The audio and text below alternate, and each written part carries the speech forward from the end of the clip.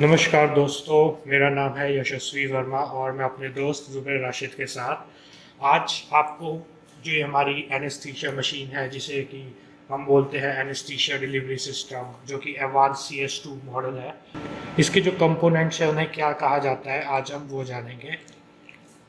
यदि हम स्टार्टिंग करें इस मशीन के पीछे से तो सबसे पहले आप देख सकते हैं ये हमारी मशीन का टॉप है जहाँ पे हम कुछ थोड़ा बहुत सामान रख सकते हैं। फिर अगर हम यहाँ पे बात करें, ये आ गया हमारा आइसोलेटेड इलेक्ट्रिकल आउटलेट्स और इन्हीं के साथ जो आप ये स्विच देख रहे हैं इन्हें कहा जाता है आउटलेट सर्किट ब्रेकर्स। जितने भी ये इलेक्ट्रिकल आउटलेट्स हैं इनका उपयोग आपको उन लोअर पावर कंजप्शन वाले डिवाइसेस में करना है जो कि हमारी एनेस्थीसिया मशीन के साथ अटैचमेंट आती है। उन सभी को पावर देने के लिए आप इन सॉकेट्स का उपयोग कर सकते हैं, बट आप इनमें कोई भी हैवी अप्लायंस कनेक्ट नहीं कर सकते क्योंकि ये लो पावर के होते हैं। तो अब आप यहाँ पे देख सकते हैं हमारे पास है डायमीटर इंडेक्स सेफ्टी सिस्टम, जो कि बेसिकली हमारी सेंट्रल गैस पाइपलाइन को मशीन से कनेक्ट करने में यूज़ किए जाते हैं।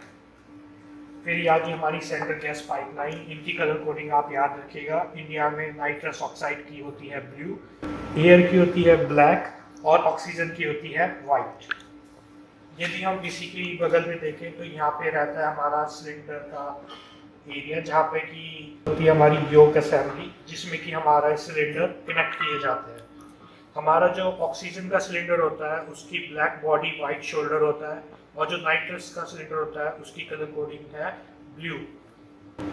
योक असेंबली में हमारे पास internally pin index safety system का उपयोग किया जाता है सिलेंडर्स को मशीन के साथ कनेक्ट करने के लिए। इन सिलेंडर्स को ओपन करने के लिए यहाँ पे हमारे पास होती है स्पाइरल की, या इसे रेंच भी बोल सकते हैं, जिसकी मदद से हम इन सिलेंडर्स को ओपन या क्लोज कर सकते हैं।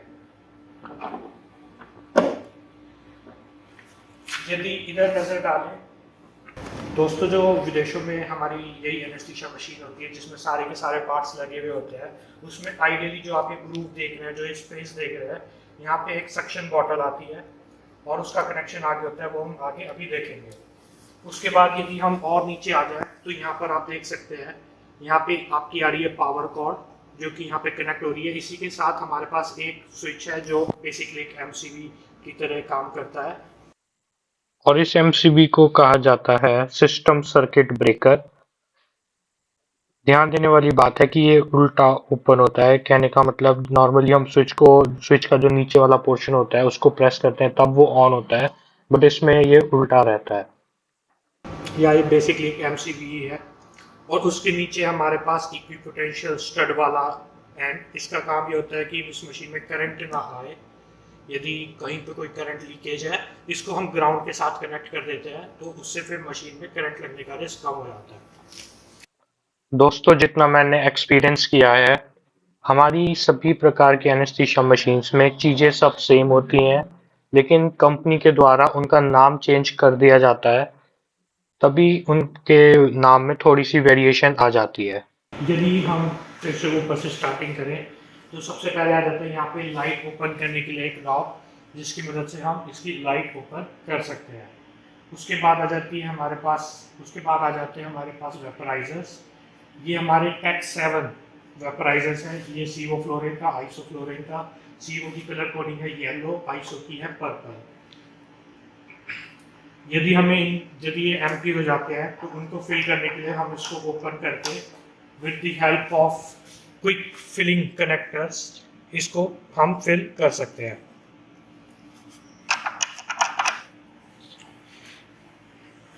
यहाँ पे आगे हमारे पास थोड़ा सामान रखने के लिए। इसके बाद हमारे पास यहाँ पर आ जाता है गैस मॉड्यूल। हमारे पास अलग अलग टाइप के गैस मॉड्यूल आते हैं। इसका काम बेसिकली ये होता है, जो पेशेंट को गैस जारी है और जो पेशेंट एक्सपायर कर रहा है उसमें अलग अलग गैसेस की कंसंट्रेशन का पता करना, जैसे कि CO2 कितने ही एक्सपायर कर रहा है, जैसे कि CO फ्लोरीन कितना गया, आइसोफ्लोरीन कितना गया, इन सभी गैसेस की कंसंट्रेशन बताना इसी गैस मॉड्यूल का काम होता है। इसमें भी हमारे पास काफ़ी वेरिएंट्स आते हैं।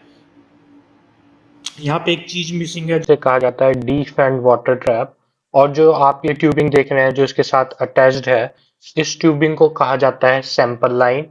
और ये ट्यूब आगे जाके कनेक्ट होती है हमारे HME फिल्टर से। यदि हमारे पास HME फिल्टर नहीं है तो L कनेक्टर से। बेसिकली ये जो पेशेंट गैस एक्सपायर करता है उसमें से CO2 की कितनी मात्रा है वो आइडेंटिफाई करने में हेल्प करती है, जिसे हम कहते हैं कैप्नोग्राफी। ये आ गया हमारा वेंटिलेटर मॉनिटर, जिसे कंपनी की तरफ से कहा जाता है एनेस्थीसिया डिस्प्ले, जिससे कि हम सारे के सारे पैरामीटर्स देख भी सकते हैं और इसके अंदर जो वेंटिलेटर है उसको कंट्रोल भी कर सकते हैं। यदि हम इधर देखें तो ये आ गया हमारा मास्टर स्विच, जिसे कंपनी के द्वारा कहा जाता है सिस्टम स्विच, जिसे हम इस मशीन को ऑन ऑफ करते हैं। ये आ गया हमारा मेंस इंडिकेटर। यहाँ पे आ गया हमारा alternate oxygen control. Alternate oxygen control को इस मशीन में इसलिए दिया गया है क्योंकि जो ये मशीन है इसमें कोई भी फ्लो मीटर नहीं है। यदि हमें नाइट्रस को कंट्रोल करना है, ऑक्सीजन को कंट्रोल करना है कि पेशेंट को कितनी जाएगी, तो उसके लिए हमें हमारा जो मॉनिटर है, मॉनिटर के माध्यम से उसको सेट करना होता है और तब जाके हमारी ऑक्सीजन और नाइट्रस इसमें सेलेक्ट होती है। यदि किसी वजह से इस स्क्रीन का फेलियर हो जाता है या ये स्क्रीन ख़राब हो जाती है या ये काम नहीं करती है, उन सिनेरियो में पेशेंट को ऑक्सीजन जाती रहे, उस सिचुएशन के लिए हमारे पास ये दिया गया है।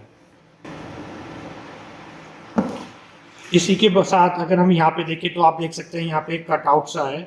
इसी जगह पे दोस्तों यदि हम सक्शन लगाना चाहते हैं, सक्शन मशीन का फीचर इसमें ऐड करना चाहते हैं, तो वो जो सक्शन apparatus होता है वो इसी जगह पे लगता है।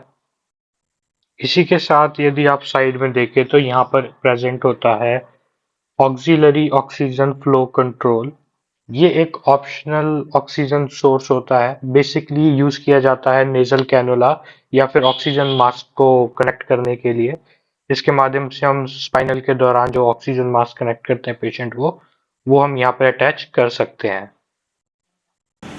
दोस्तों ये हमारा है, इसको बोला जाता है पिस्टन या फिर बैलो। ये बेसिकली हमारा वेंटिलेटर का मेन कंपोनेंट है, जिसकी मदद से हमारा वेंटिलेटर एक fix volume of gas patient को देता है। उसी के साथ ही आप यहाँ पे देखें तो ये आ गया हमारा बैग वेंट स्विच। यदि हम इस स्विच को वेंटिलेटर पे कर देते हैं तो हमारा जो मशीन है वो वेंटिलेटर के लिए रेडी हो जाती है। और यदि हमें पेशेंट को मैनुअली वेंटिलेट करना है with the help of reservoir bag, मतलब मैनुअली वेंटिलेट करना है, तब हम इसको मैनुअल पे कर देते हैं। इसे बोला जाता है बैग वेंट स्विच। यहाँ पे आ गया हमारा APL वॉल्व। यदि हम इसको इस तरफ रखते हैं तो ये रहता है मिनिमम, और इसको हम 70 तक सेट कर सकते हैं, 70 सेंटीमीटर H2O तक। फिर अगर आप इन एरोस को देखें तो यहाँ पे हमारे पास यूनी डायरेक्शनल वॉल्व, और जो ये पोर्ट आप देख रहे हैं इन्हें बोला जाता है, ये है हमारा इंस्पिरेटरी पोर्ट और ये हमारा एक्सपिरेटरी पोर्ट। और इन दोनों पोर्ट्स के अंदर भी हमारे पास फ्लो सेंसर लगा होता है। फ्लो सेंसर के साथ ये इसी एनेस्थीसिया ब्रीथिंग सिस्टम में हमारे पास ऑक्सीजन सेंसर भी इंस्टॉल्ड रहता है। यहाँ पर अगर हम देखें तो ये आ गया हमारा O2 फ्लश बटन, जिसका उपयोग हम इमरजेंसी सिनेरियो में या फिर सर्किट को फ्लश करने के लिए करते हैं। ये बेसिकली जब हम प्रेस करते हैं तो अराउंड 35 to 70 लीटर पर मिनट ऑक्सीजन का फ्लो हमारे ACGO पोर्ट में या फिर सर्किट में चला जाता है। यहाँ पे हमारे पास ACGO स्विच, इसकी मदद से हम ये देख सकते हैं कि जो हमारा फ्लो आ रहा है वो एनेस्थीसिया ब्रीथिंग सिस्टम में जाना चाहिए या फिर वो ACGO पोर्ट से बाहर आना चाहिए। इस ACGO पोर्ट का उपयोग हम ब्रेन सर्किट कनेक्ट करने के लिए या फिर कोई अन्य सर्किट कनेक्ट करने के लिए कर सकते हैं। ये आ गया हमारा सर्किट। यदि आप इसे गौर से देखें तो ये हमारा है सिलिकॉन सर्किट। ये हमारा बैक सपोर्ट आर्म। यहाँ पे आ गया है हमारे पास सोडा लाइम कैनिस्टर या फिर CO2 एब्जॉर्बेंट कैनिस्टर, जिसके अंदर हम डालते हैं सोडा लाइम। फ़िलहाल इसके अंदर अभी डला हुआ है वेंटिसॉर, जिसमें बेसिकली ड्यूरासॉल इंडिकेटर का उपयोग किया गया है। फिर आ जाते हैं हमारे पास ड्रॉप्स, और यहाँ पर आ जाता है हमारे पास ब्रेक। यदि हमें इस मशीन को अनफिक्स करना है तो हम इस तरीके से हम मशीन को अनलॉक कर सकते हैं, और अगर हमें लॉक करना है तो फिर हम इसको प्रेस कर देंगे। फिर आ जाते हैं हमारे पास एंटी स्टैटिक टायर्स। अब यदि हम बात करें, यहाँ पे भी हमारे पास काफ़ी सारे अटैचमेंट्स होते हैं। यदि आप अब्रॉड में देखेंगे तो यहाँ पे एक हमारे पास पोर्ट दिया गया है जिसे बोला जाता है AGSS, जो कि anaesthesia gas scavenging system. Basically इस जगह पे हमारा वो सिस्टम इंस्टॉल होता है जो कि हमारी वेस्ट गैस को सक कर लेता है। अब जो ये डिवाइस आप देख रहे हैं यहाँ पे रेक्टेंगुलर सा डिवाइस कनेक्टेड है, इसे कहा जाता है कंडेंसर। ये बेसिकली जो हमारा सोडा लाइम है वो CO2 के साथ रिएक्ट करके बहुत सारे वाटर वेपर्स बनाता है। तो ये क्या करता है, उन्हीं वाटर वेपर्स को कंडेंस कर देता है। और जो इसके नीचे आप एक टैप सा देख रहे हैं, ये टैप हमारा उन वाटर को ट्रैप करके रखता है, और जब हम इसको पुश करते हैं तो वो ड्रेन आउट हो जाता है। दोस्तों, मुझे उम्मीद है आपको इस वीडियो के माध्यम से कुछ नया जानने को मिला होगा। आपका ये वीडियो देखने के लिए बहुत बहुत धन्यवाद। Okay bye, thank you.